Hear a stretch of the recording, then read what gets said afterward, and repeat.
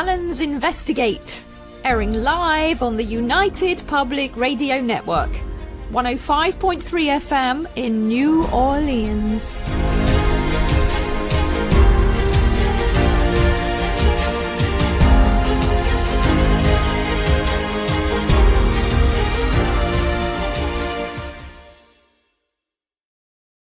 Yay! And welcome to the Allen's Investigate with me, Shona Allen. And I'm Gary Allen, the Cockney Bard. We're broadcasting live on the United Public Radio Network, 105.3 and 107.7 FM from New Orleans, and also on Roku.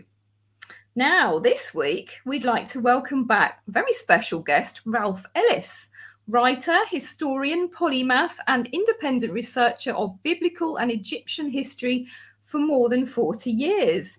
Welcome, Ralph. Welcome, hey. Ralph. Good to be back on your show. Thanks, Shona, Gary. Thank you. You'll note today that I'm Abbott today, so this is my preferred pronoun today. Oh, okay. Is it them or he or she or them or they? It can be anything nowadays. You can choose what you like. So today I'm an Abbott today. Why not? I'm in control of my monastery. You can be a cat, Ralph, today if you want. My pronoun is meow. Yes. Anyway, this evening we're going to be talking about Mary Magdalene, so I'm really looking forward to this. This should be really interesting.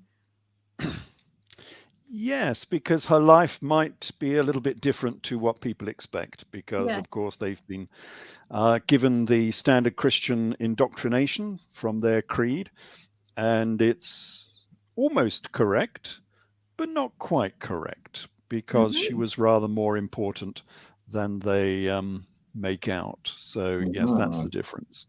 As with all of these people, as we've seen before. Well, it's been a beautiful week this week. There's plenty of sun, haven't we? Yes. Yes, you can see I'm a little bit redder than last week. I've had some sun as well. Bless you. Well, where shall we begin then, Ralph? Shall we talk about Jesus being a husband of Mary Magdalene, perhaps? Or where would you like to begin with it? Yes, we could. We could do that. What shall we have a look at? Well,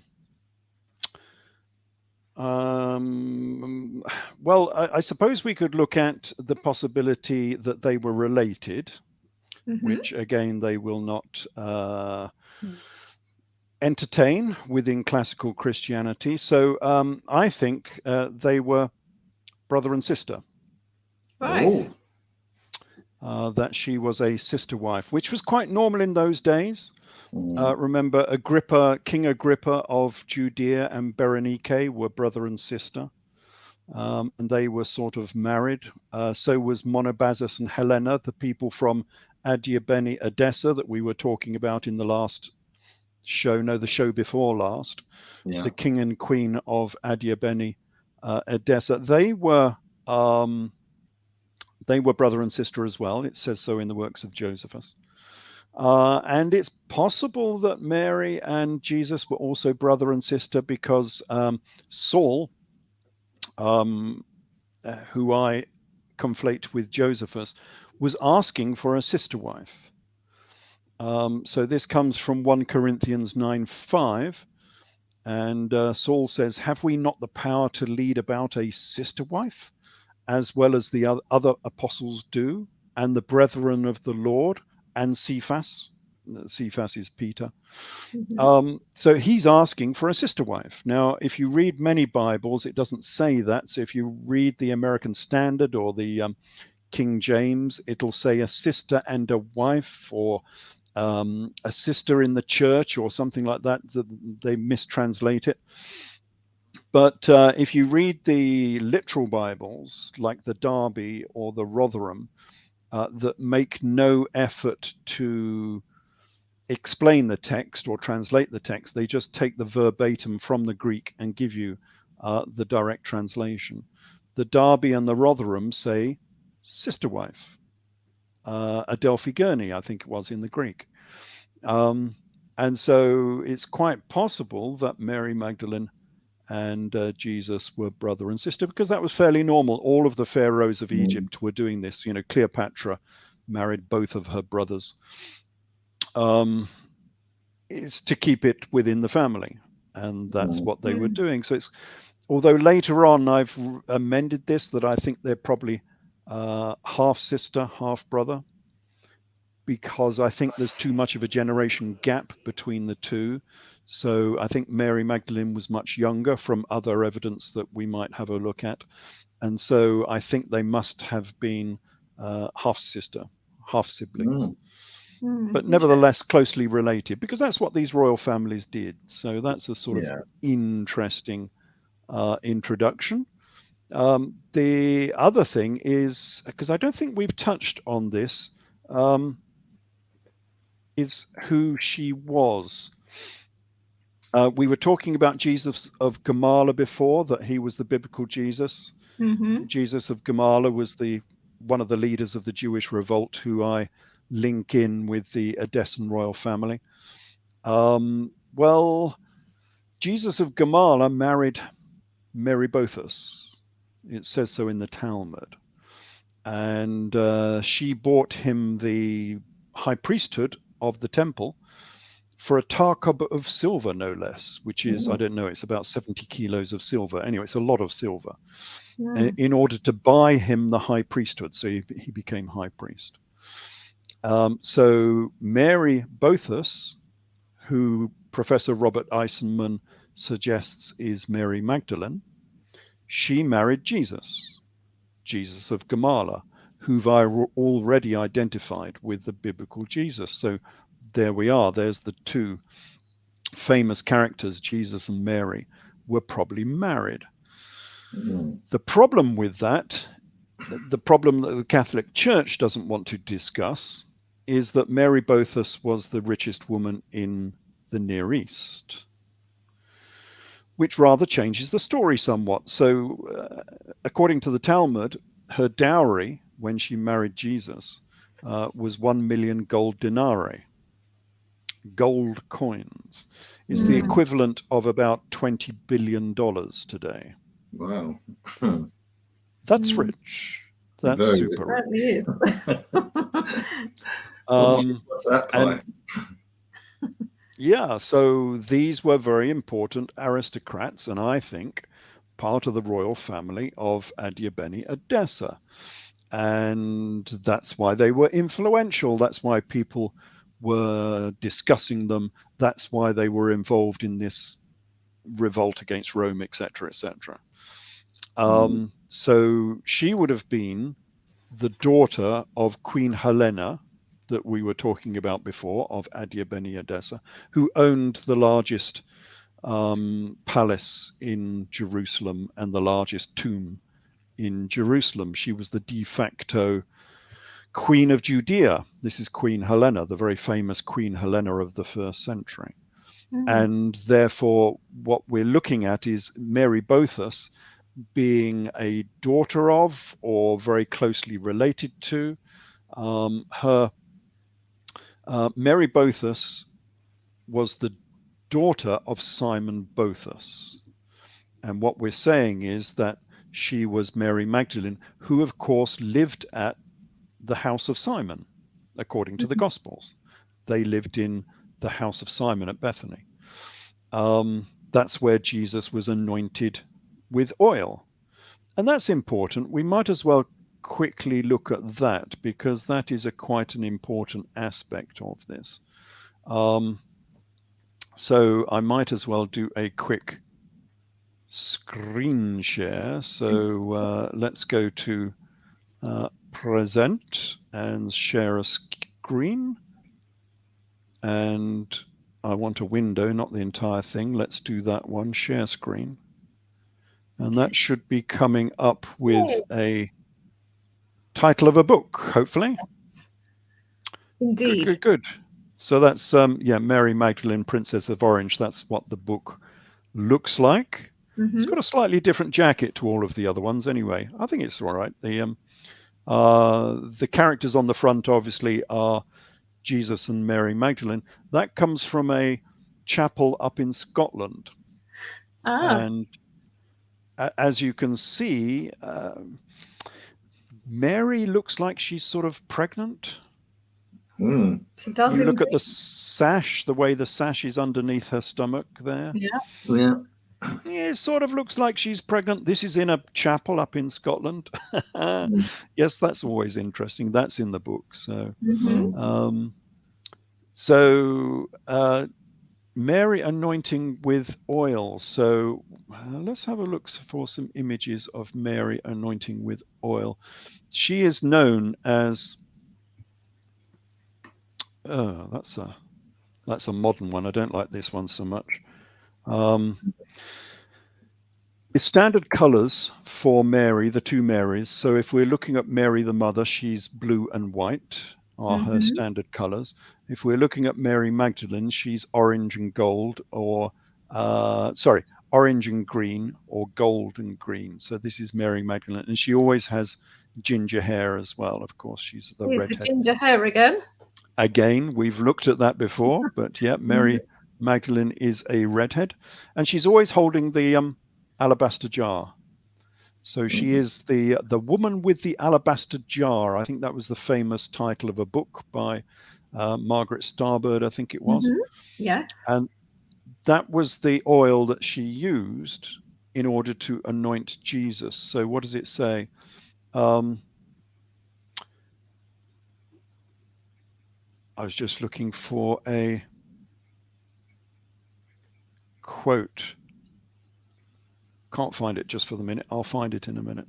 Okay. So anyway, she is always depicted with an alabaster jar, as in this one. So in this image, Mary's on the right because she's in the green and the gold. Yeah. And the lady on the left is Martha, her sister. Let me just quickly.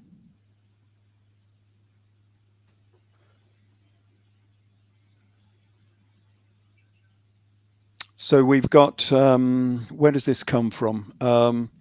Probably the best is John. So this is John 12, starts at John 12:1. Mary took a pound of ointment of spikenard, very costly, and anointed the feet of Jesus and wiped his feet with her hair. And the house was filled with the odor of the ointment. That's fairly... There are three different versions of this, so you can look those up. But what was actually happening here? Here's another image of, this is a sort of a rather older image with Mary, and she's got the alabaster jar. And here's another one. You can see the alabaster jar on the left, again in her gold cloak. What was she doing with this alabaster jar? Well, we've just had one of these. We've had the coronation of Charlie Boy, where they are anointed with oil. Indeed. And this has been the sacred tradition ever since the time of King Solomon. If you remember at that coronation of King Charles, they were playing in the background Solomon and Nathan, Nathan and something crowned King Solomon, etc., etc., is the music that they were doing it to. So it's very symbolic, isn't it? Yeah. Very symbolic that they are following in the footsteps of King Solomon by being anointed with oil. And the anointing means you become the Messiah, you become the Christ, because the Messiah is the anointed one. The Christ is the anointed one. So Charles became Christ Charles, or Charles the Christ, when he was anointed with oil. But of course, Mary Magdalene was doing this in the house of Simon at Bethany. So what was she doing? She was crowning Jesus as the king. That's when he became the Messiah. He became the Christ, meaning the king of the Jews, the king of Judea. So she was anointing him with oil as the king, which implies that she was very royal or priestly, because of course at the Charles's ceremony, it was the high priest that anointed Charles. It was the Archbishop of Canterbury. So in order to be anointing Jesus, she must have been high up in the church. She must have been, well, we know she was the primary disciple. She Yeah. was the head of the church, well, second in line to Jesus. So she was a very important character. And this was a very important ceremony. Obviously, they were down at the house of Simon. This was not being done in a royal palace. One expects that the king had died, and you've got to establish your position within the monarchy very quickly. Otherwise, someone's going to take it from you. So there was no time to get to a palace and actually have a formal coronation. So they did it where they were, which is at the house of Simon, which was probably quite palatial anyway, because remember, Simon Boethus was the richest man in the Near East. So yeah, it was probably a large house. But that's what they were doing, and that is played down within the gospel, so you don't know what this is all about. But this was crowning Jesus as the King of the Jews. That's why he was called the King of the Jews, because he was crowned as a royal king. And Mary was a queen. This is actually obviously Mary the mother, this particular picture. Although she's in the wrong uniform. She should be in blue and white, of course, if she is Mary the mother. And she gets to, this again is supposed to be Mary the mother. Although being sort of mother and daughter, they probably inherited the same titles. This comes from Revelations, doesn't it? So this is Mary and the 12 stars. This is Revelations 12:1, which says, "And there appeared a great wonder in heaven, a woman clothed with the sun, and the moon under her feet, and upon her head was a crown of 12 stars." That's what this is portraying. This is fairly standard. You'll find this in a lot of cathedrals. And again, here is Mary with the 12 stars around her head and the moon under her feet. This is supposed to be Mary the mother, but of course here she's dressed as Mary Magdalene. So they are confusing the two, probably deliberately. This is how she's supposed to look, because this is Mary the mother. And again, this is Mary the mother with the moon and the stars. This is a sort of romantic, sort of Catholic version of the same thing. And of course, we have the same symbolism. This symbolism comes down through the millennia, and we still have it because it's the primary symbol, of course, of the EU. Has adopted the same symbol. Interesting, yeah. It's very interesting, Ralph. And overtly that was chosen. The designer of the EU flag said he was inspired by the depictions of Mary the Mother.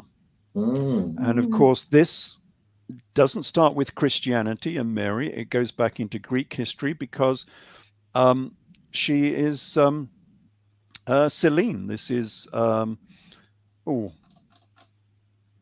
Urania. This is the muse Urania from Greek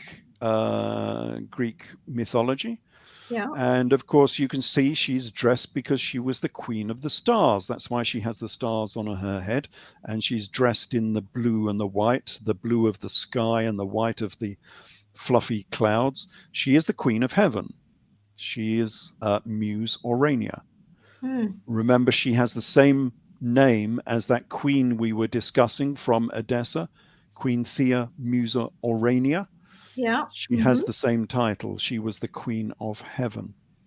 Which interestingly also then goes back to the link with Egypt again, because that was also a title of Isis. Yes, they are one and the same. Yes, Isis. They were always identified. We can see this by, if I drop down the bottom here to here. These are two images of Mary the Mother, supposedly, and you can see that she's got the star of Jupiter on her cloak. Yeah. And that is Jupiter is Aphrodite. which is Astarte, which is Isis, because in Egyptian her name was not Isis, of course. She was never called Isis. Very bad Greek transliteration again. Her name was Ast, from which we get Astarte, Ashtoreth, all sort of references to Isis or Ast. And Mary was always identified as Isis. That's why she wears the star of sorry, did I say Jupiter? Silly boy. Yes. Star of Venus on her Venus. cloak. Yeah, Venus is Aphrodite. Which is very interesting, because that brings me to something that we discussed last week, and that the Greeks called Venus Lucifer, meaning light bringer. Yes. And yeah, Jesus was called Lucifer as well. So they have to be very careful when they denigrate Lucifer, because in Revelations, he's called Lucifer as well. Yeah. The light it's very bringer. confusing for people. But I must recommend to people, Ralph, that they listen to our previous shows with you on. This is the 4th time. So this is like basically a part 4. And they could catch up with some of the others, because they're very, very interesting. Yeah, and they set the stage for what we're discussing here. So there's a lot of symbolism that we've looked at before. Exactly. And yeah, I mean, this symbolism is all over the place. Wherever you look at these religious paintings, they always have symbolism. This is another typical symbol. This is Mary Magdalene, the sort of penitent Magdalene. And of course, she's always holding a skull. If she's not holding a alabaster jar, she's always holding a skull. And so you'll see many of these Mary Magdalenes always holding a skull. And this is what do you think the purpose of that is? Because I have my own understanding from an esoteric point of view, but what do you think that the skull represents, that she's always depicted with? Well, if you listen to the Catholic explanation, it's because she's contemplating death. She's the penitent Mary Magdalene. But of course, it's referring to Jesus, because Jesus was crucified at Calvary, which means the skull. Or in the Aramaic, it's Golgotha. Golgotha, the head. Yeah, the skull. And it's referring to where Jesus was actually crucified. And so she's holding basically the skull of Jesus. Now in France, they made a bit of a parody on this, as they always do. They sort of a play on words, and they called this a potentate, a jar of the head, potentate in French. But of course, if you say that quickly, it's a potentate. Potentate, yes. It's a queen. It means a queen. So it's indicating that Mary Magdalene was a queen. And they do this all the time. I'm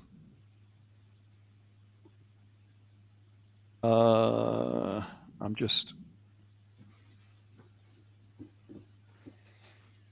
looking at the reference here for the Talmud.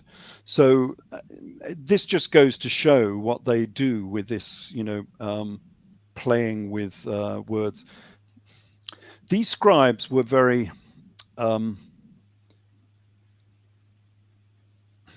they were very pleased with their skills that they had, because remember, as a scribe, not many people could actually write in this sort of era.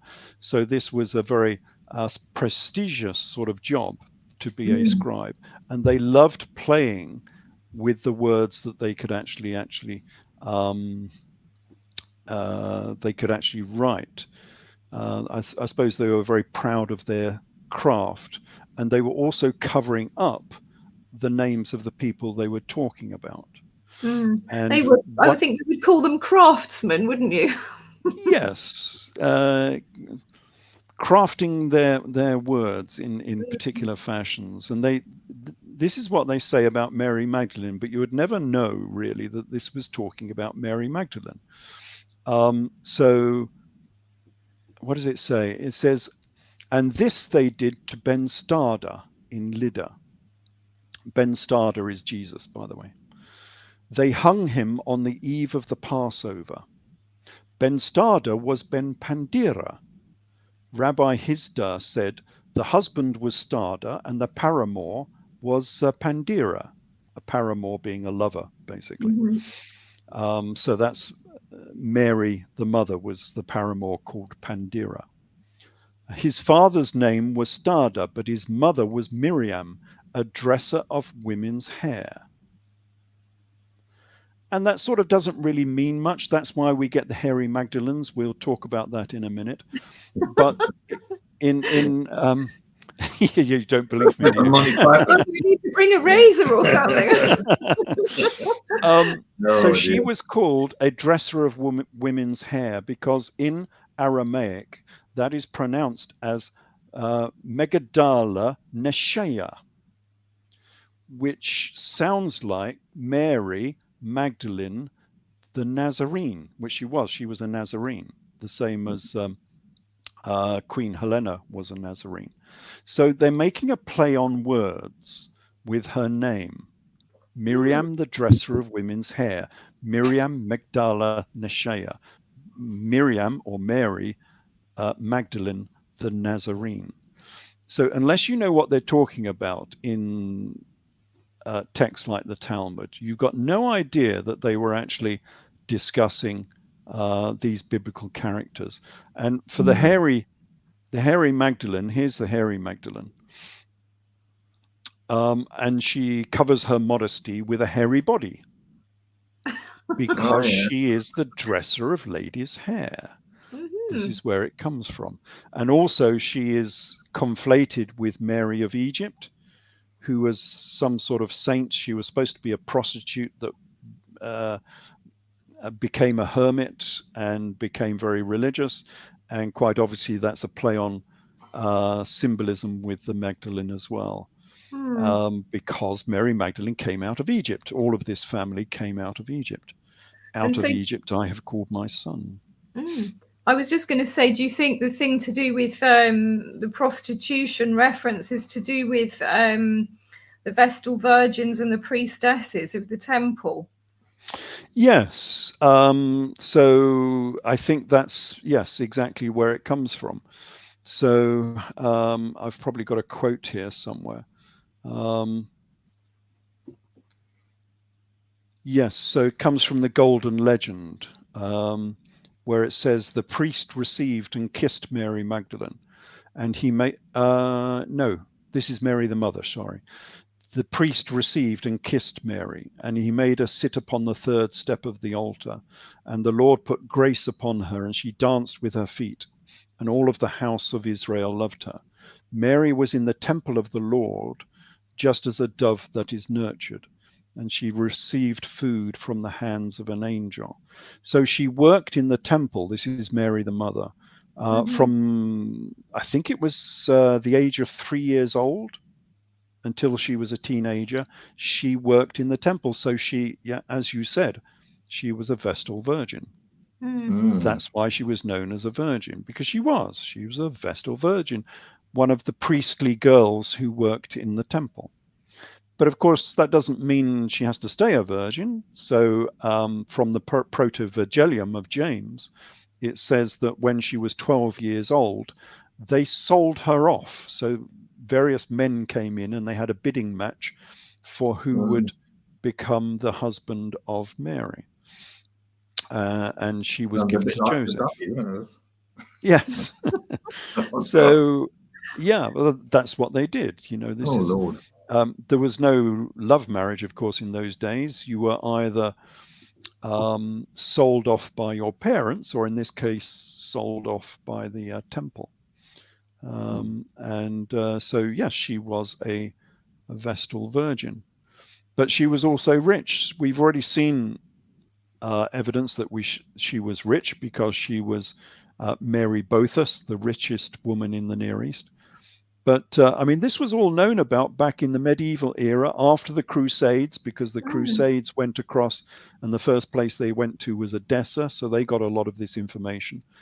So the Golden Legend says of Mary Magdalene Mary Magdalene had her surname of Magdalo, meaning a castle, and was born of right noble lineage, and her parents, which were descended from the lineage of kings. So it's explicitly saying this, that she Yeah. was royal.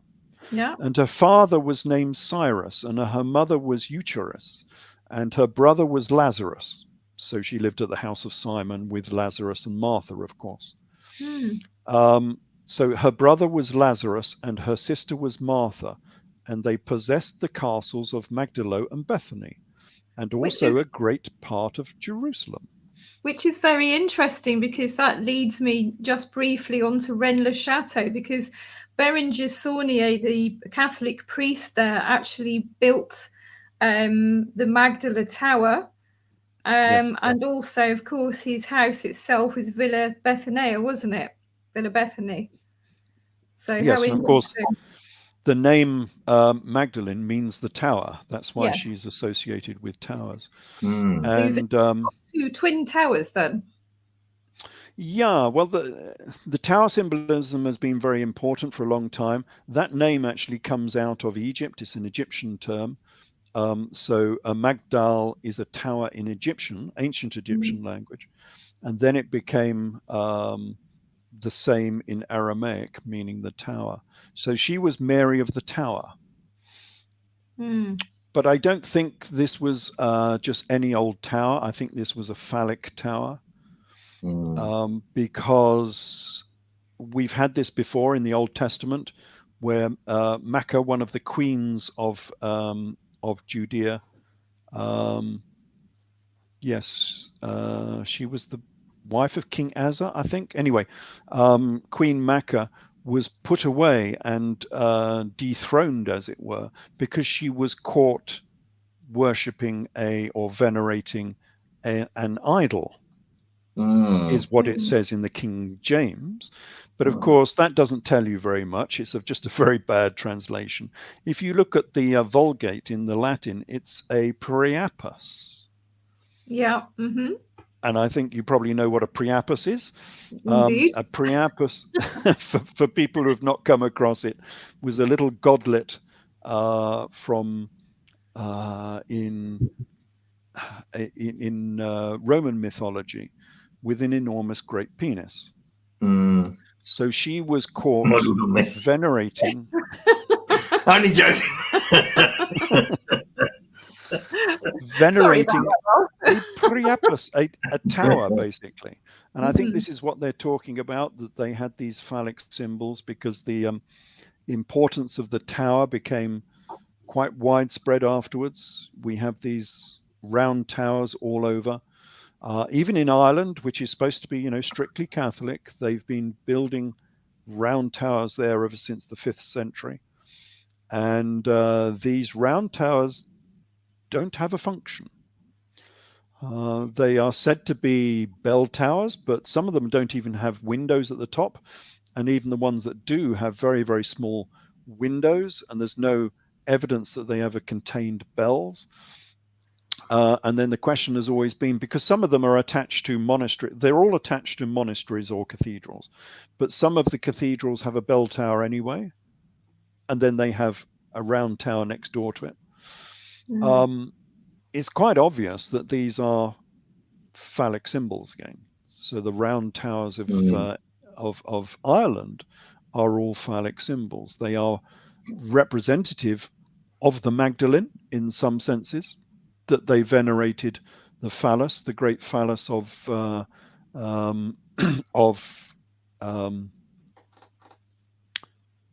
who is the husband of Isis? Osiris. Osiris. Not sure why I forgot that. The famous penis of Osiris that went missing, and Isis went looking for it. It all goes back to that sort of history, and the epiphallic Atum, I think it is, in Egypt. These things were venerated in those days because they were symbols of fertility, of course. This is how the world works. You don't get any crops, and you don't get any flocks of whatever it is, sheep or herds of animals unless you have this fertility in the land. This was very important in this era. Exactly. It's nature. Yeah. And that's why they venerated the phallus. That's why Isis was a symbol of fertility. That's why all of the queens identified themselves with Isis. Because unless you had fertility within the king and the queen being representative of Osiris and Isis, then you wouldn't have any fertility within the nation, within the people. It's interesting because it's reminding me of Queen Elizabeth I, because her title was the Virgin Queen, wasn't it? She was indeed. She was following on from these same traditions. Yeah. They're fairly ubiquitous, throughout many cultures. They've all followed on from this. And while we're looking at Mary Magdalene and we're looking at Ireland, the traditions of Ireland, we always think that Catholic Ireland was very conservative, would never have anything controversial in Ireland. Well, they did. They had a few controversial things. This was one of them. This was the cathedral at Drogheda, just north of Dublin. So this is a Catholic cathedral, and they've got this carving, fairly well done, because this is 19th century. I think it's not very old. I think it's only a 19th century carving of the Last Supper. Is a copy of the Last Supper scene by Leonardo da Vinci. Yeah, but what's the matter with this one? What is odd about this particular? Well, it's the same oddity that we find in the Leonardo version.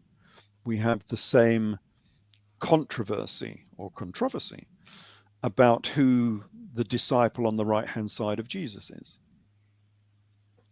Is that a man or is that a woman? Yeah. I mean, it's, to me, let me zoom in a little bit. She even has a little bit of a bust there, I would say. Yes. It certainly does, yeah. Indeed. That's a woman, isn't it? So this is supposed to be St. John, the disciple. But traditionally, you always get this with these depictions of the Last Supper, where the person on the right-hand side of Jesus, the disciple on the right-hand side, is always Mary Magdalene. And this is an image of Mary Magdalene. And we get this all over. This comes from Finland, as you do, going up to Finland, like I used to do quite a lot. So this is in the old capital of Finland, which now it's Helsinki, but the old capital was, I'll remember in a minute, it was another town. And so this is the Last Supper scene again. And who is on the right-hand side of Jesus? Is that St. John? Definitely a woman. And it's definitely a woman. Is that an apple? A golden apple I see on the table. Yes, yes, that's very Greek, isn't it? It's got the golden apple. Interesting, because it's a symbol of Venus, isn't it, as well? And she is dressed in the standard green and gold or green and orange of Mary Magdalene. Yeah. So quite obviously, the disciple on the right-hand side of Jesus is Mary Magdalene. And this is an interesting one because this is the Last Supper scene by I'm forgetting my names today. Napoleon Bonaparte. Oh, okay. Obviously, he didn't do it himself. He commissioned it. And this, I understand, is a mosaic. It's not a painting. I think it's a mosaic. So it's been very, very well done. So this, again, comes from the 19th century. And who is on the right-hand side of Jesus? Again, this is an exact copy of the Leonardo. All of the characters are in exactly the same positions with the same hand gestures as in the Leonardo. She's got hair again as well, hasn't she? And she's got the green and the gold. They've got it right, the uniform of Mary Magdalene. And she's got the ginger hair. And let's zoom in and have a look. Now, is that a male disciple or a female That's disciple? definitely a Definitely female, isn't it? female. Yeah. So this is just confirming what we all knew about the Leonardo da Vinci Last Supper, because this is a direct copy of it. And they have deliberately, and of course this would not be done, I imagine, without the express permission of Napoleon Bonaparte, that they drew the disciple on the right-hand side of Jesus as being a woman, Mary Magdalene. So quite clearly she was very important. She was the high priestess, and she was the wife of Jesus. And so then they have a problem,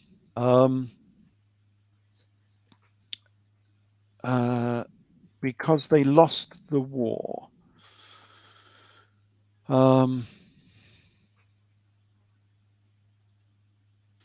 Yeah. For information on this, listeners will have to go and look at the previous talks we did, because they had this war against Rome. We won't go into this because it was a very long story, but they lost this war. It was known as the Jewish Revolt, and they lost it. And so from real history, this war was actually prosecuted by Simon Boethus, the father of Mary Boethus, Mary and Martha Boethus. And so they had been, as we were saying before, the richest people in Judea, but they lost this war, and they lost all of their wealth because they lost everything. They put all of their money on black, and it came up red, basically. And the aristocrats and the royalty, they play these games sometimes, and sometimes they win, and sometimes they lose. That's right. And so we get this from the ABBA song. Winner takes it all. Winner takes it all. Absolutely. And yeah, the Romans took it, I'm afraid. Yeah, it certainly did. So we have various references to this in the Talmud. And so if we look at Gittin 56, it says, this is talking about Mary Boethus. She had taken off her shoes, but she said, I will go out and see if I can find anything to eat. Some dung stuck to her foot and she died. Oh. This is mockery. I mean, she didn't die, obviously. This is mockery. I thought that was lucky, Ralph. No, previously in the same bits about Mary Boethus, it said that she had never walked on the earth because carpets had always been rolled out in front of her because she was so aristocratic and wealthy. She had never actually walked on the ground. And now when she's poor, she's lost all her money, she had to walk out, and she touched a bit of dung with her foot, so she died immediately. It's just standard mockery. And another one from Kethuboth 66. And it says, Rabbi Yohanan. Now, Yohanan was the guy who took over, became virtually the high priest, as it were, of Jerusalem after the Jewish revolt when the Romans were in charge. So Rabbi Yohanan ben Zakkai left Jerusalem riding upon an ass, imitating Jesus, of course, while his disciples followed him, imitating Jesus, of course. And he saw a girl picking barley grains from among the dung of Arab cattle. As soon as she saw him, she wrapped herself with her hair. She's the Magdalene, of course, she's the hairy one, and stood before him. And she said, Master, feed me. My daughter, he said, who are you? He knows exactly who she is, but, he's having a bit of fun. She replied, I am Mary, the daughter of Boethus Nicodemus. My daughter, he said to her, what has become of the great wealth of your father's house? So now they are in utter poverty. And where do they go to? They go to France. And we get this from the Golden Legend. So we drop here a lot of the previous material you could say is sort of historical, because we're reading from the Talmud, and okay, the Talmud is difficult to read because it's all written in code, but it's sort of semi-historical. But now we drop into the Golden Legend again, which is more sort of it's not entirely historical, so there's a lot more fiction in this, but nevertheless I think it conveys the idea of what happened. So it says that she went to France. So it says there was a time when the apostles sent Maximin, one of the 72 disciples of our Lord, with Mary Magdalene, was committed by St. Peter.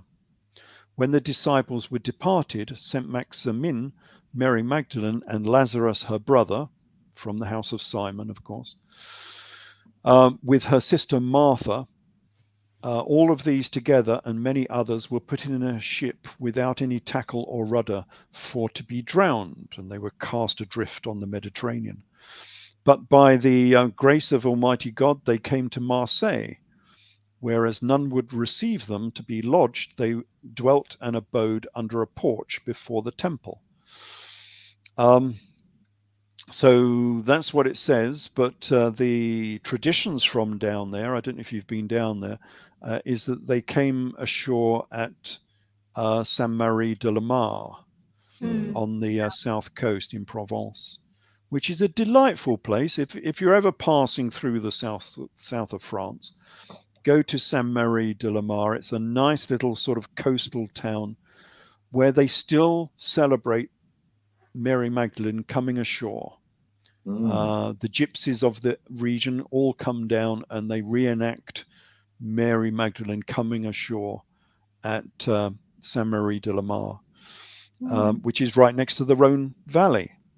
And the Rhone Valley was like the motorway going through France, because you could sail all the way up it.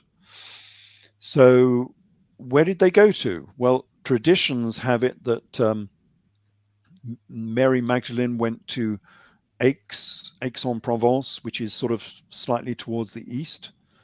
So you get the cavern of Mary Magdalene and so on, which I don't think is historical, but anyway, people make the pilgrimage to go and see it.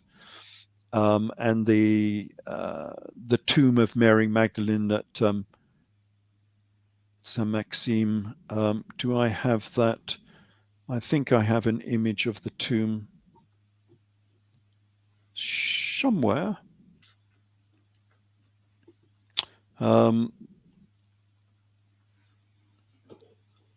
This is the church at Sainte-Marie de la Mare, and inside the church there's obviously lots of images of Mary Magdalene and Martha coming ashore in their little ship. And we have an image here somewhere of, this is supposed to be the skull. I can't remember if this is of Martha or Mary Magdalene. I can't remember. It's in one of the churches anyway down there. And this is supposed to be the sarcophagus of Mary Magdalene. But this is just a standard Roman sarcophagus from about the 3rd century. So it's not anything to do with Mary Magdalene. Yeah. But anyway, I think that they came ashore and went up to this place. This is Orange in the south of France.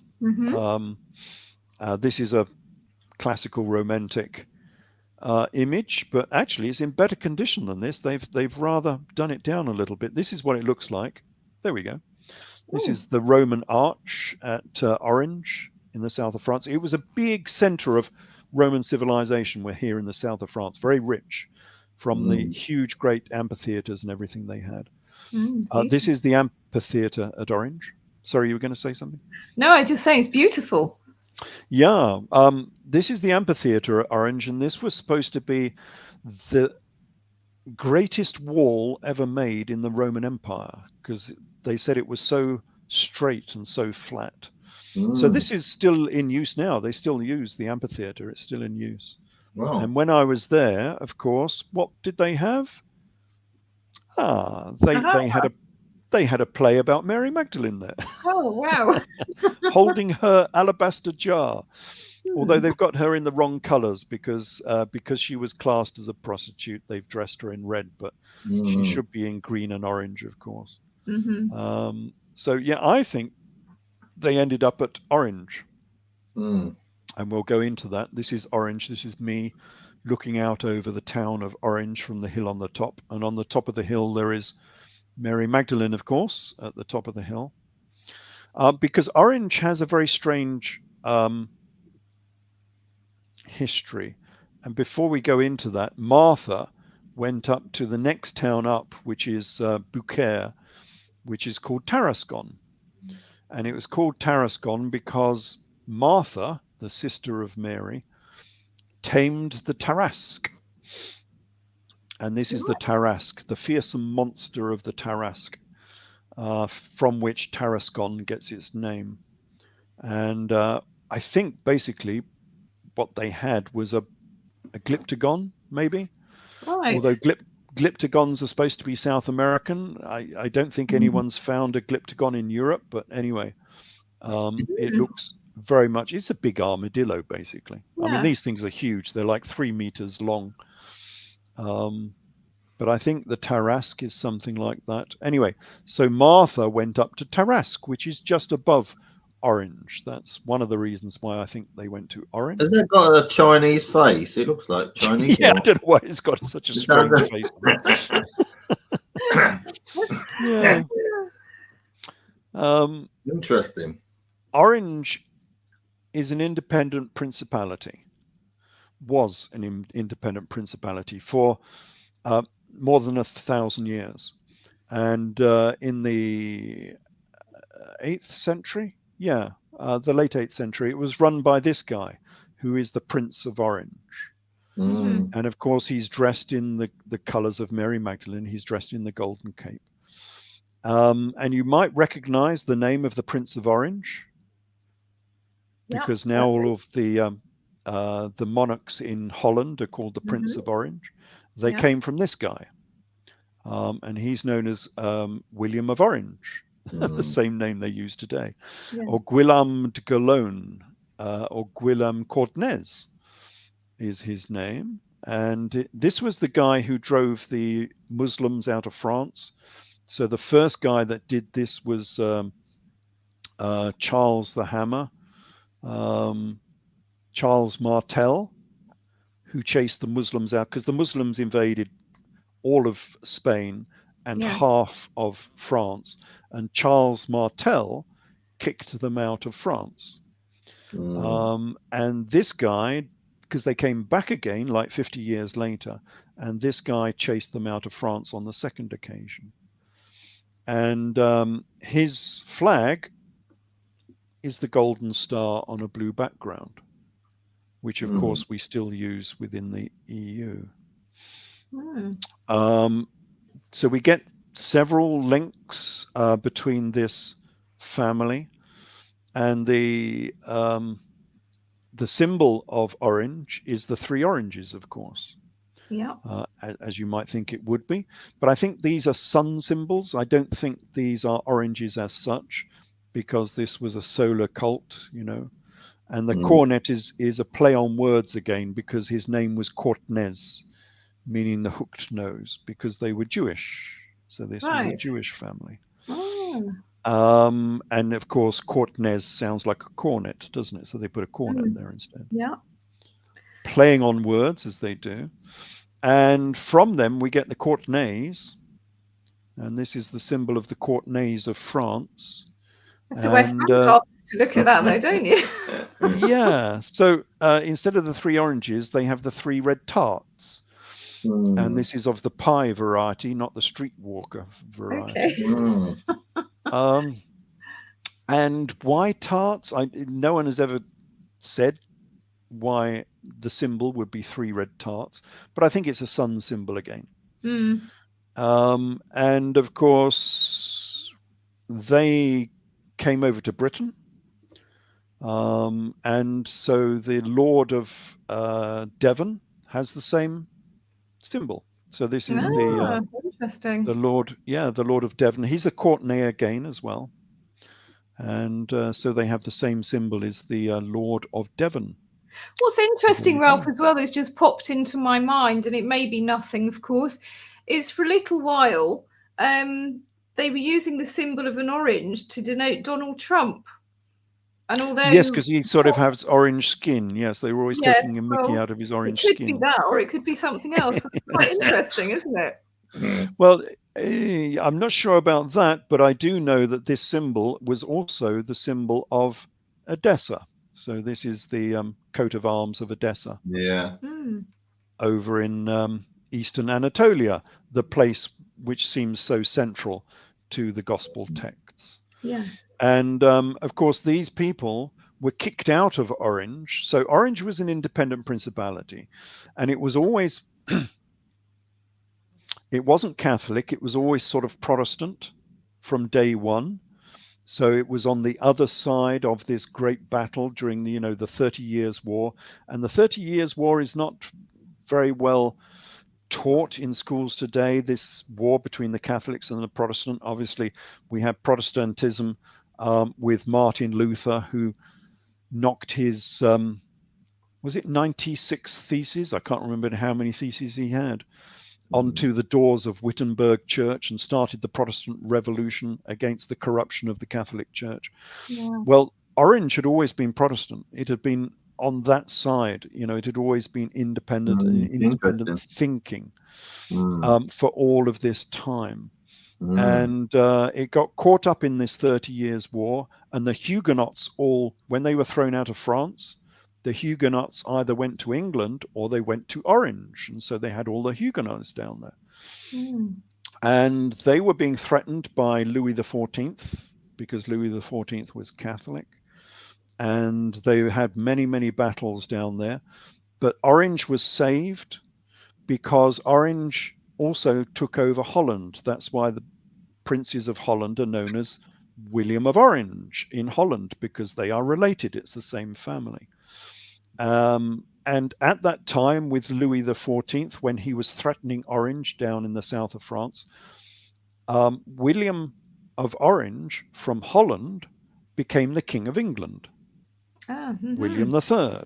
Yeah. And so suddenly Louis XIV couldn't do anything about this, and so he had to leave them alone, and they had this big battle with James II in Ireland on the Battle of the Boyne, which was nothing to do with Ireland. This was a European battle between the Protestants and the Catholics.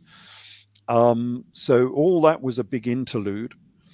And then William III, William of Orange of England, died. His horse stumbled on a molehill, which is why the Catholics always celebrate the mole as the gentleman in the velvet suit. Because it's quite interesting. Sorry, Ralph, it's quite interesting because of that advert. The world is bright, the world is orange. Yes. Well, yes, and it was, and hence we have the orange celebrations. Yeah, the orange order, isn't it? Because eventually Louis XIV kicked them all out of Orange. So he finally got his wish, and he kicked everybody out of Orange, and they all went up into Holland.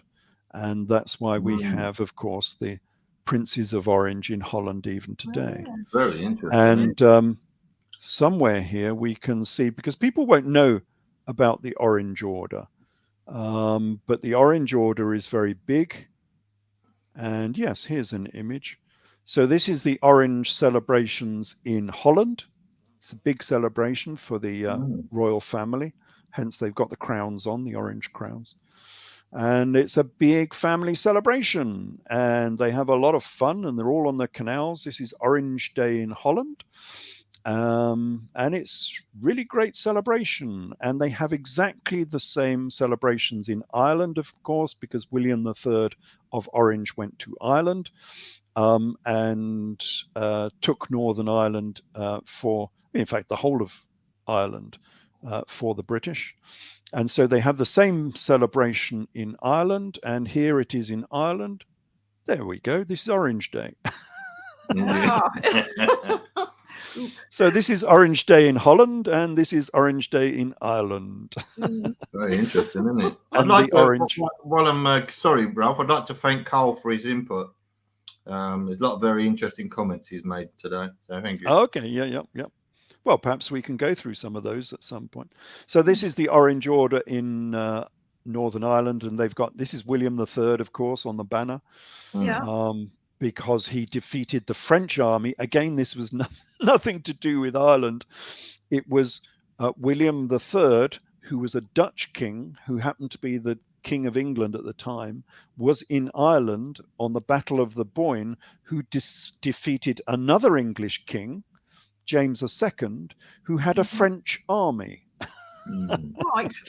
Right. Yes. So this battle had nothing to do with Ireland. This was a great Europe. It was the end of the 30 Years' War, basically, between the Protestants and the Catholics. And the Protestants won, and James II had to flee Ireland and go back to France, where he belonged. And so that's why we had Great Britain, including Ireland, and that's why the British flag, the Union Jack, is composed of the flags of England, Scotland, and Ireland, because it was the union of the three great provinces. It was the Union flag, the Union Jack. So yeah, that's a brief little bit of history of the orange. So I have an idea. Let me just stop the screen share. Back again. Hello. I have an idea that Mary Magdalene went to Orange, and that's why this place was different as an independent principality, just as Edessa had been an independent principality in Syria for hundreds of years. So Orange became an independent principality in France for hundreds of years. And it was always different from the Catholic Church. So it was always a more Gnostic Protestant style, freedom of thought, freedom of expression sort of place. Hence, because the Protestant, again, this is not very well taught within education at present, but from this battle between the Catholic Church and the Protestants, everything we see around us comes from that battle. Every piece of technology you have, everything that makes your life a little bit more simple, all comes from that battle against the Catholic Church. Because from that battle, with the defeat of the Catholic Church and the establishment of the Renaissance and the Age of Reason, we then got, of course, the Industrial Revolution. And that Industrial Revolution, and we got the Royal Society. The Royal Society only arrived at that time and was founded at that time because of the Reformation.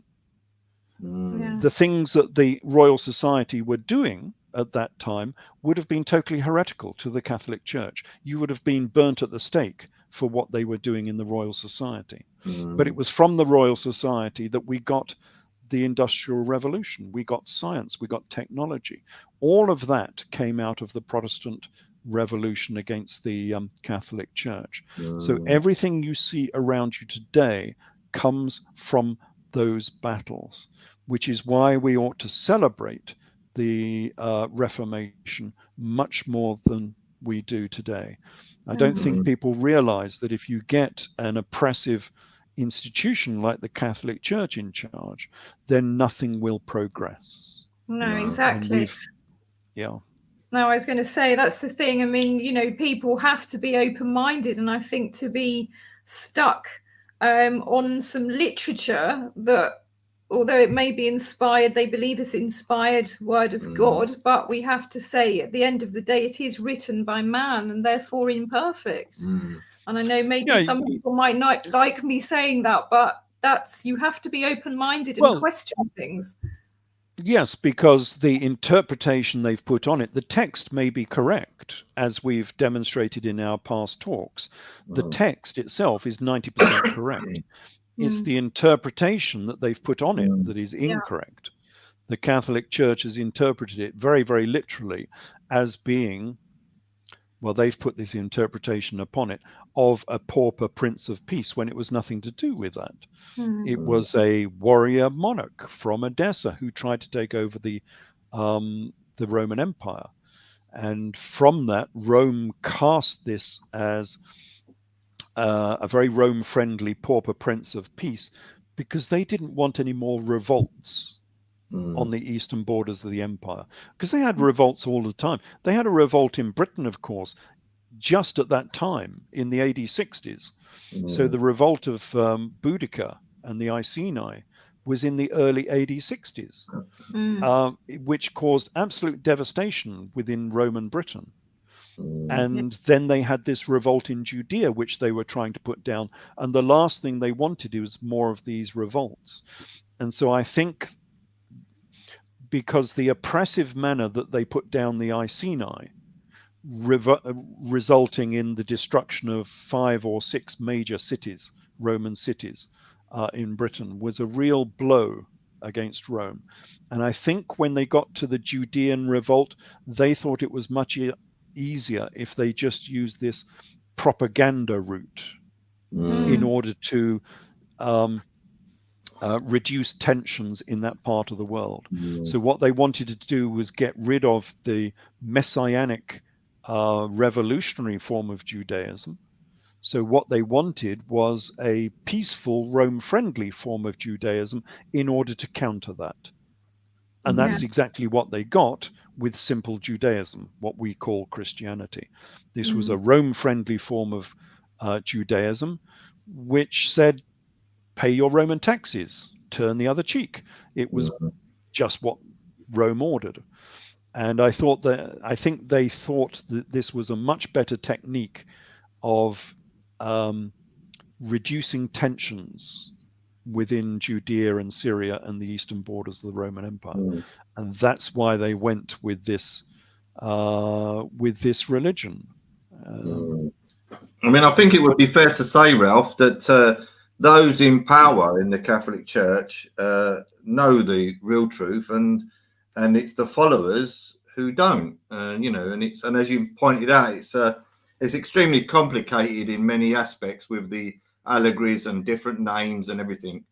But as your research shows, there are definite pointers to various things, isn't there?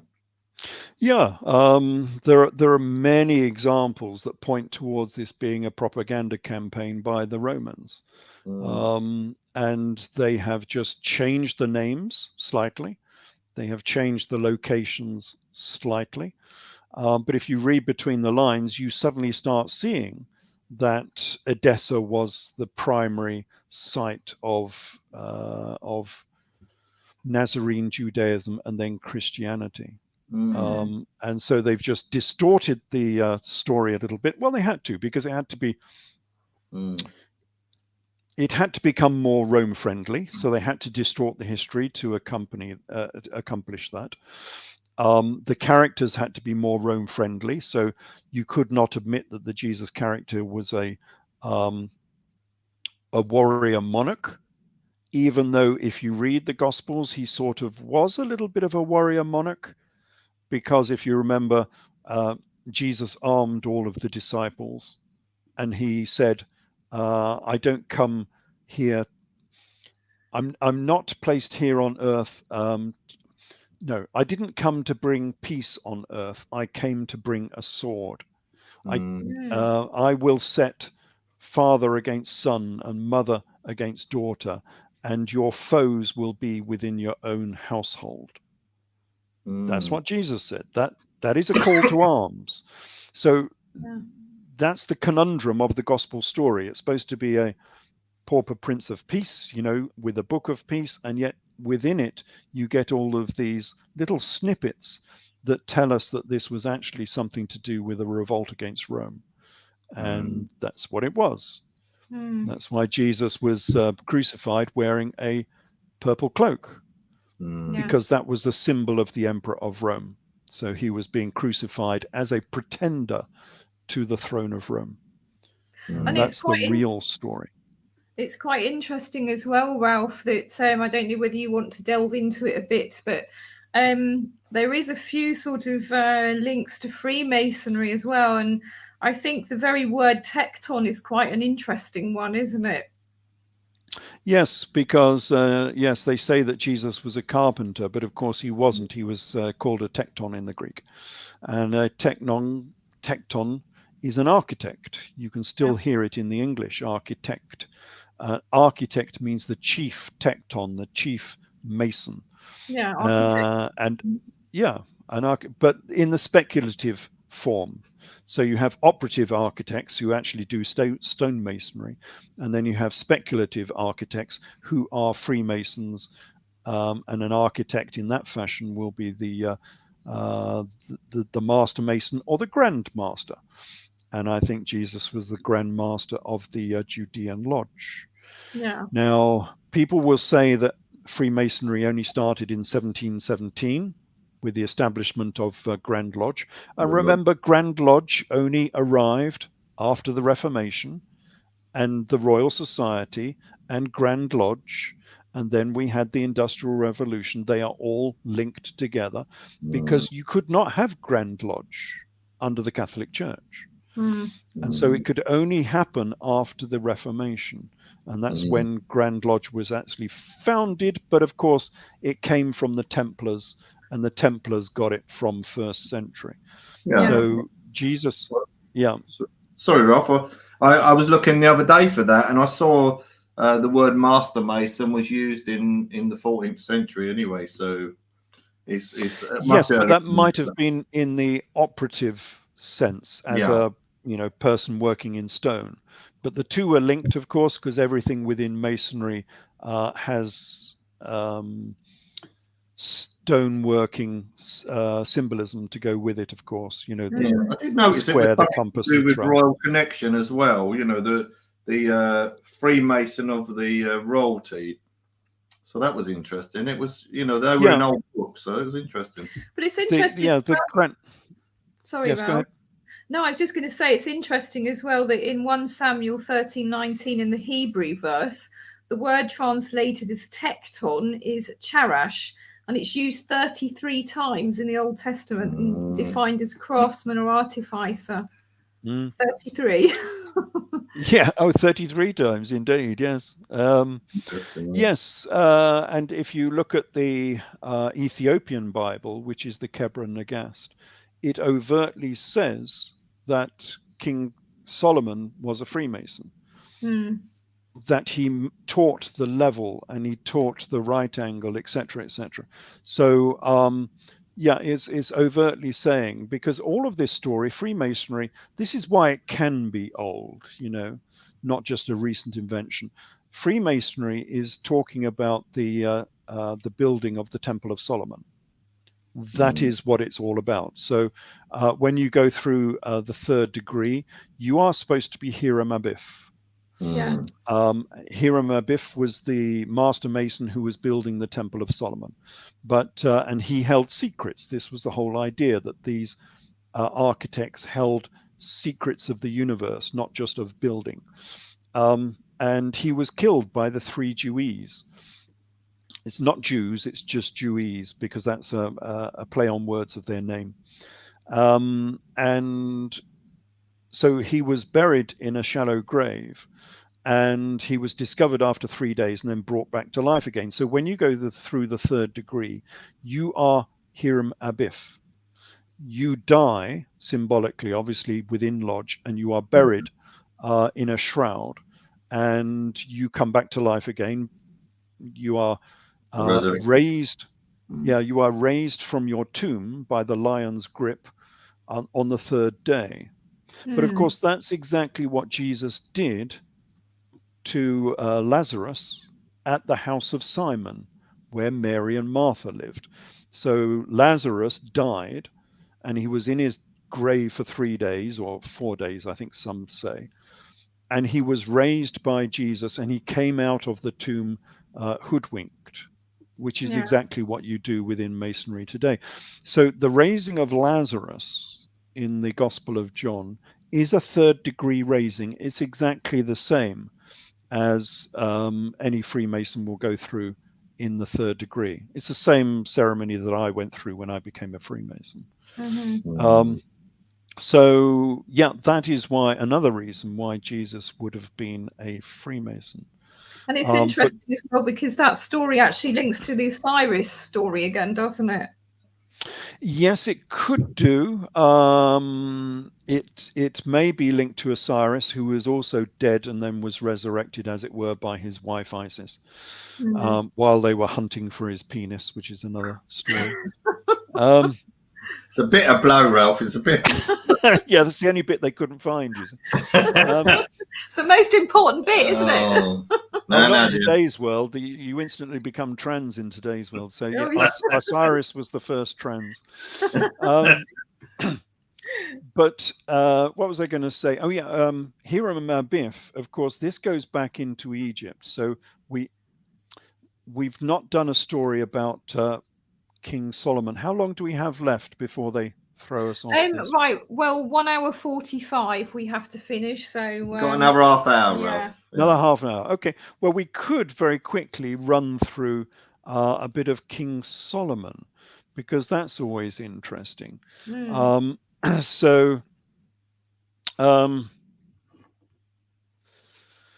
We have this story of Hiram Abiff, but we can probably find him within Egyptian history, because I have a feeling that all of these characters can be found within the historical record, because we have the same problem with Solomon as we do with all of the other characters in the Old and New Testaments, because they are missing from the historical record. Yes. And that seems a bit odd. These were supposed to be the most famous and wealthy monarchs in this era. We're talking about the 10th century BC, so 900s BC. And they are missing from the historical record.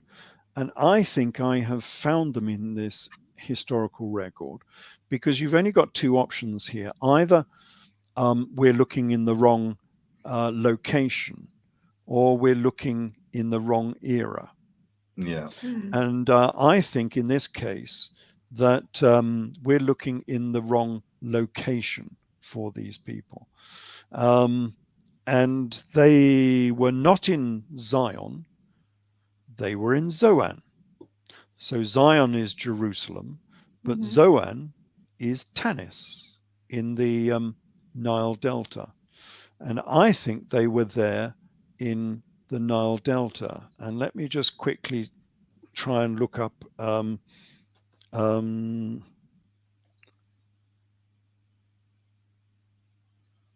some of my notes on this. Yes, so this has some of it. So what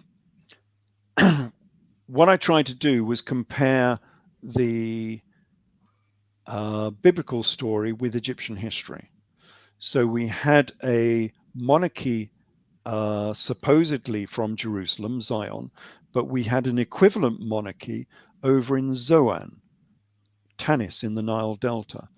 And I think that this was the basis of this story. So this is a comparison between these two monarchies. So we have, from biblical history, we have Ezron, and the equivalent in the Egyptian would be Ezram, Ramesses. Then in biblical, we have Ram. In the historical, we have Ramesses again, Ramesses the 10th, Ramesses the 11th. Then we have in the biblical record Aminabdab, which sounds Egyptian anyway, doesn't it? Aminabdab. Yeah. And in the historical record, the same, and these are following through in the same order as well with this particular monarchy. Amenazbenebjet, Aminadab, and Amenabjed. Sounds similar. Biblical record, we have Nashon, and in the historical, it's Amenemneshu, Nashon, Neshu. And then we get Salmon. This is a biblical character. He's called Salmon. In the historical record, he's Siamun, Siamun. Yeah. And then we get Boaz, the famous Boaz from the Temple of Solomon. Yeah. And in the historical record, we get Boaz Orkon, Boaz. And then we get Obed in the Bible, and in the historical record, Amenem Opet. Obed. And that brings us down to the 21st dynasty.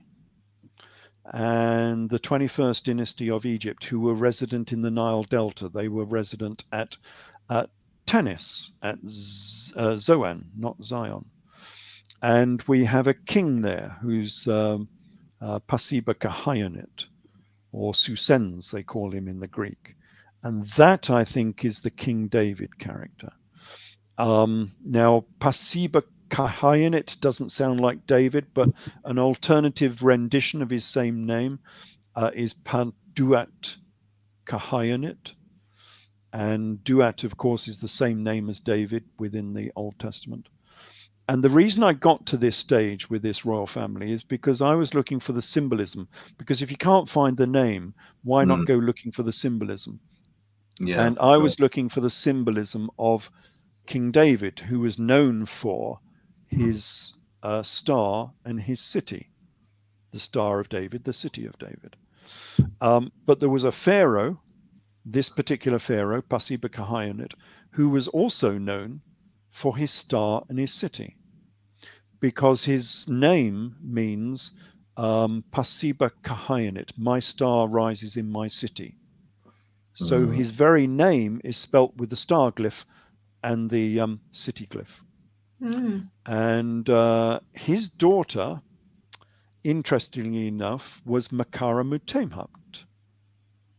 Now, the daughter of King David was Makatema, and his daughter was Makara Mutemhat. Same name, same daughter. Even better, the general, the military general of King David was known as Joab. And the general of this particular pharaoh was called Joabenged. Right. Joab and Joab. Yeah. It's the same. Better than that, they have the same title as well, because Joab was supposed to be the commander of thousands. And Choab in the Egyptian means 10,000. Right.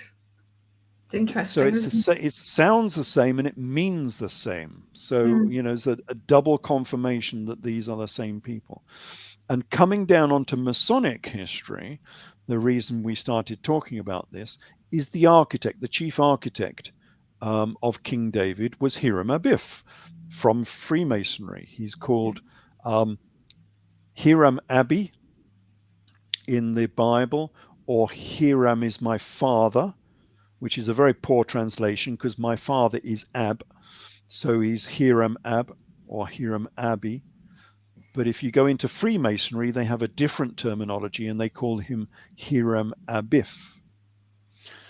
But the chief architect of this pharaoh was Hiram Saf or Hiram Atif. Hiram Abiff, Hiram Atif. Yeah. And that is nice because it actually tells us what this name is, because we've got no idea what Hiram Abiff really means. It was said to be taken from the king of Tyre, who was called Hiram. But in Egyptian, Herum means, Heru is Horus, means of Horus. And Atif means my father, the same as it does in Hebrew Aramaic. So Hiram Abi means Hiram is my father, and in Egyptian, Herum Atif means Horus is my father. So now we know who his father was. His father was Horus, the god Horus, which is a standard thing within Egypt because they're all the son of some god or other. Yeah, and of course Horus is another sun symbol as well, isn't it? Yes, he is. Yeah, he's in the shape of a falcon, but yeah, he is a solar symbol as well. He is a son of God, as it were.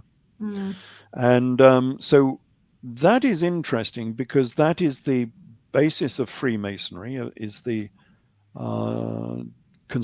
design and construction of the Temple of Solomon, David and Solomon, because the temple was started by David, but it was finished by Solomon. So you get both of them there. And we also get some imagery, because if this is true, then all of these characters are in the Egyptian Museum.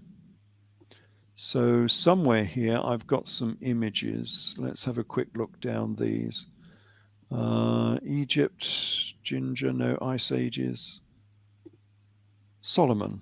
So let's have a quick look at some of these. So if I open up this. Okay, so that is open. So let's do a quick screen share, if I can find where you are. There you are. So I want to present a screen share, and I want a window, that one. Okay, and now you should see a 2 pillars. Now this is interesting because it blends them both together again, because this is Freemasons' Hall in London. This is the Grand Lodge in London on Queen Street, I think it is. Yeah. And this is Grand Lodge, and you can see the 2 pillars of the Temple of Solomon are there on the front. So it's all taken from the Temple of Solomon. So you can see where this history goes back into Israel and goes back into Egypt. And it says 17 on the front. I don't know if you can see that. Let me zoom in. It says 1717 to 1967. Yeah. Although that was obviously a centenary of some nature, because this temple, this grand temple, was built in the 1930s. And you can go and visit. So if you're interested in Freemasonry, it's open to the public. And I think you have to book. I'm not sure. I can't remember, but it is open to the public, and you can go around. And inside the Grand Hall is a marvelous set of mosaics, and they really are fantastic. And this, of course, comes from the Temple of Solomon. And so we've got Solomon on the left, the kingly character, and on the right we have Hiram Abiff, who is the hero of Freemasonry, who is the chief architect of King Solomon. This is the guy that was killed and was raised from the dead after 3 days. This is the person that you become during the 3rd degree, when you die and you are resurrected back from the dead, the same as Lazarus was resurrected, the same as Jesus was resurrected. So you've got the 2 pillars of Yakin and Boaz. You've got the Ark of the Covenant down the bottom in between the 2. You've got the ladder leading up to the Yod, which is a symbol of God. It's a letter of the Hebrew alphabet, but it's a symbol of God. And you can see the ladder going up to heaven. This is the stairway to heaven, which normally got 7. 1, 2, 3, 4, 5, 6, 7 steps. Yeah, it's got 7 steps to heaven. So, and not like a Jacob's ladder, I assume, is it? Yeah, it's the same as Jacob's ladder. Yeah, 7 steps. Well, it's interesting. There's 7 steps as well, isn't it? Because you can link that to more esoteric symbolism. Yes, and you also get the symbolism from the Rolling Stones as well. But as I understand it, their stairway to heaven was a pair of stockings. Probably more appealing to some. Yeah, it was a pair of stockings with a ladder in the stockings, you see. Stairway to heaven. This is another one. Yeah, getting back to more serious topics. Again, this is from Grand Lodge. So again, this is Yakin and Boaz, the 2 pillars that stood outside the Temple of Solomon, and they were supposed to be crowned by a globe of the earth and a globe of the cosmos. So it was thought that even in this era, which is 900 odd BC, 950 BC, they understood that the earth was a sphere, and that the cosmos was a sphere as well, if you project the stars out onto that sphere. Mm. And of course, here we've got George killing the dragon. And George, again, this goes back into Egyptian history. George, this is the standard battle we've been talking about of Osiris versus, well, actually, no, the son of Osiris. So this is Horus versus Seth. So St. George is Horus. And you will see in Egypt, you will see some images of Horus dressed up as George and the dragon. You And could the also. dragon. Oh, sorry, Ralph. I was going to say you could also reflect that in the Ra, the sun god, traveling in his solar boat through the day, and then when he goes sunset and he goes into the underworld, he has to battle the great big serpent Apep. Yes, same story. Yeah. Mm. And instead of Apep, this is Seth. Yeah. From which, or Set, as he was known in Egypt, from which we get Setan or Satan. Mm-hmm. So this is like the god of the underworld because Set was of that nature. So it's the same as you're saying with the diurnal circuit of the sun. And of course, the Greeks took that diurnal circuit, and instead of having Ra in a solar boat, they had him in a chariot riding across the skies. And of course, that symbolism we've adopted, and now we have him as Santa. So if you look at the symbolism of Santa in his sleigh with his red cloak being driven across the skies by a team of reindeer, it's exactly the same as the Greek Helios being driven across the skies with his 4-horse chariot.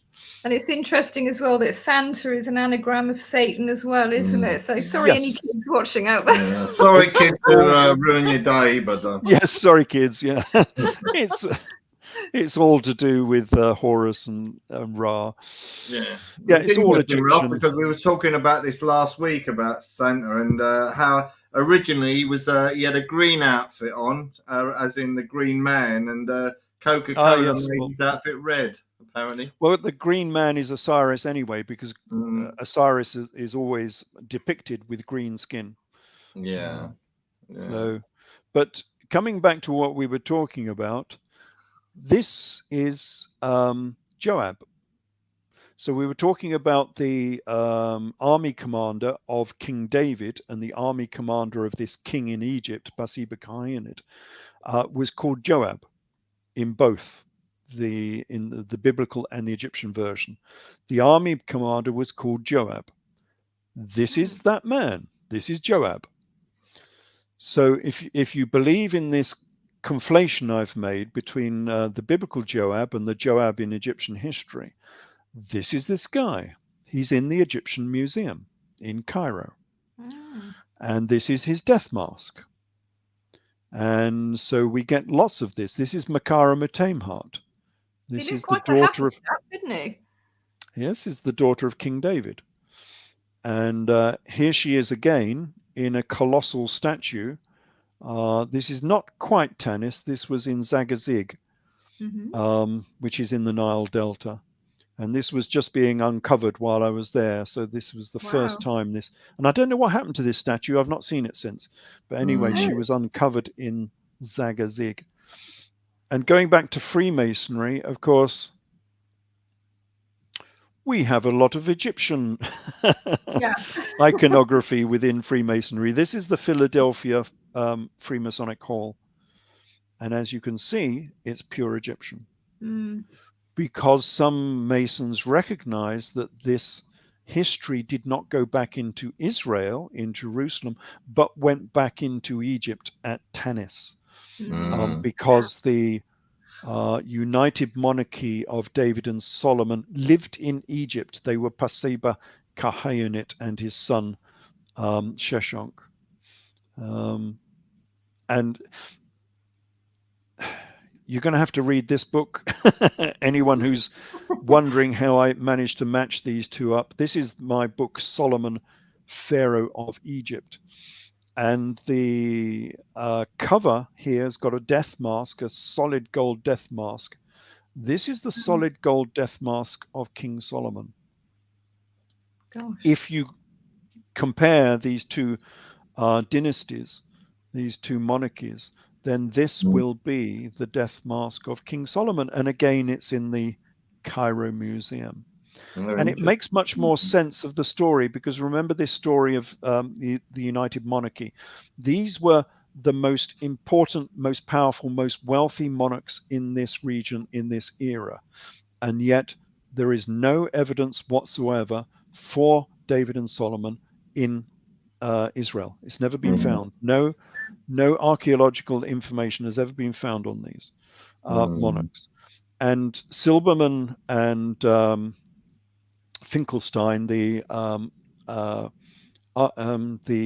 historians from Israel, the archaeologists, they have done a lot of work, of course, around Israel, around Jerusalem. And they said that Jerusalem in this era, in the 10th century BC, was no more than a village.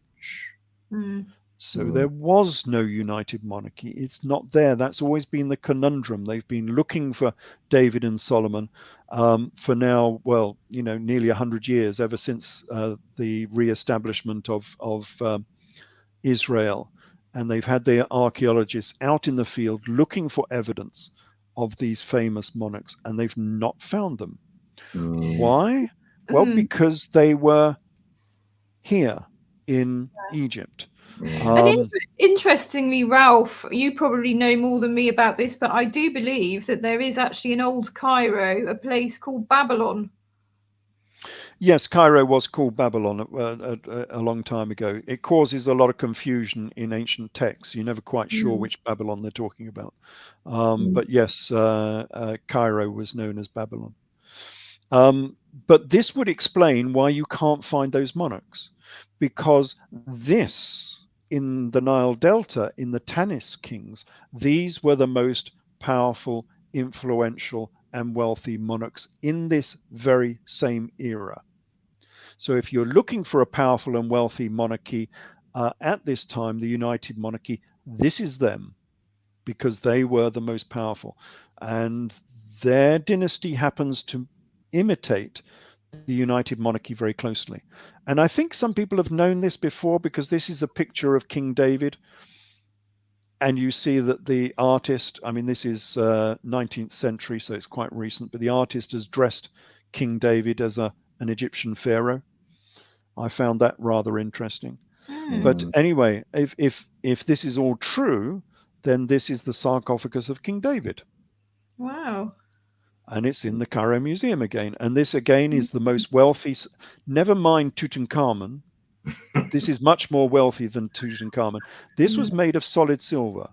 And there are only two in solid silver in the whole of Egypt, and this was one of them. And this is the sarcophagus of Pasibekhayanet, who was, in my terms, the King David character. Yeah. And the wealth they had within the grave goods obviously all now in the Cairo Museum was absolutely fantastic. They had some really, really good, stunning gold and silver artifacts. And yet nobody goes down there. If you go to the Cairo Museum, no, it's moving now. In the old Cairo Museum, you had Tutankhamun down one end of the corridor, and at the other end of the corridor was the Tanite kings, these kings. And there was hordes and hordes of people looking at the Tutankhamun side. You can't even push your way through. Down this end of the corridor, it's empty. And yet these artifacts are actually better, I would say, than anything in the Tutankhamun side. That museum has now moved. As far as I know, they've completed the move now into the new museum. So I don't know how it's laid out in the new museum. But this would be, in this case, the Temple of Solomon. And this is known as the Hetkar Ptah, whereas the Temple of Solomon was known as the Haikal Yahweh. Hetkar, Haikal, between Egyptian and Aramaic, it's the same name, of course. This is the temple of these kings, the Temple of Solomon. And these pillars are all in granite. And of course, these have been usurped. These weren't built for this temple. These are Old Kingdom, and these have been reused at pyramusy, which is avarice, and they've been usurped by Ramesses and various other things. You can see they've been usurped because someone has stuck their cartouche over the design of the capital. They've just carved into it. So we know these pillars have been reused, that these are Old Kingdom pillars. And these are really fantastic, solid granite, pink granite pillars with these wonderful palm leaf capitals on them. It's really making me want to go back to Egypt now, Ralph. Yeah, but this is up in Tanis. Not many people go to Tanis. So when I was there, I was the only person there. For 2 days I was there, and I was the only person there. Wow. Because not many people go to Tanis, and you need Right protection. Yeah. Tennis tourist ball, Ralph. Yes. There's a new career. Well, yeah, I did a tour last year. I was a guide on the for one group going around Egypt, but we never got up to Tanis because, again, it's difficult to get to. You need protection, so normally you need to get military personnel to guide you up there and so on. Goodness me. Yeah. But it's well worth it. I think it's a really great site to go and have a look at it. Tanis, it's really, really good. What else do we have? If the Egyptian tourist board are listening, we'll have a couple of tickets, please. Yes. Yeah. Can we have a go? Yes. We'll put Tanis on the map because exactly. It's not on the map. This is supposed to be the Temple of Solomon, and of course they've got it in a sort of Greco Roman style with Corinthian columns. I don't think it would have been. It would have been fully Egyptian with Egyptian columns. It would have had columns like this. Yeah. And like this. It would have had Egyptian columns, not Greco-Roman. So I think they've got the design wrong here. But nevertheless, it was still a relatively impressive, although small temple. It's nothing like the temples you get down in Egypt, of course. It's quite small. And going back into Freemasonry, because we were talking about Freemasonry, this is the first degree tracing board. So everything is symbolic, of course, within Masonry. I suppose, a long time ago, a lot of people didn't even read, so it had to be symbolic. Yeah. And also you can hide things within symbolism. Yeah. So these are not Yakin and Boaz, because Yakin and Boaz would have a J or a Y and a B. This is SWB. Strength, wisdom, beauty. You've got it, yes. Yeah. When did you do your first degree?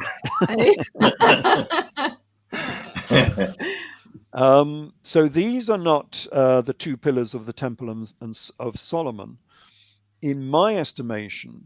And I'm not sure if I'm unique in saying this, but I said this many years ago, and I haven't found a Masonic confirmation of this. This is the Giza Plateau. So this is the Great Pyramid, the Second Pyramid, and the Third Pyramid. These pillars are representative of pyramids because in Aramaic it's the same word. So they use the word matsiba, which can mean a pillar, but it can also mean a step pyramid or a pyramid as well. Interesting. So I think these are representative of the Giza Plateau, because some Freemasons say that the original building project of Hiram Abiff was not the Temple of Solomon, it was the Giza Plateau. So they put Freemasonry way back into ancient Egypt, into the old kingdom of ancient Egypt. So it'd also be the three magi as well then, as in the stars in Orion's belt. Yes, the stars in the belt of Orion, because the Giza Plateau was built as the stars of the belt of Orion. So you get the link there as well. And also the two great pillars at Giza were known as the sun. They were identified as the sun and the moon. And of course, that's what we've got here. We've got one identified with the sun, it's the other identified. Absolutely rich with symbolism. And unfortunately, we're coming to the end of the show, because I could continue talking all evening with you, Ralph. We could. So I just want to say thank you so much, Ralph, for joining us. Yeah, absolutely. Always a pleasure to talk to you. You're so interesting. Thanks to Carl as well for his contribution. Thank you, Carl. And I'd like to say thank you for joining us on the Allens Investigate. You can check us out at www.theallensinvestigate.com and on Facebook, Instagram. We're broadcasting live on the United Public Radio Network 105.3 and 107.7 F from New Orleans and on Roku. Thank you all very much, and we'll see you next week. Thanks Thank once you, again, Ralph. Thank you. Thank Bye. Thank you, Allens. Thank you. Bye.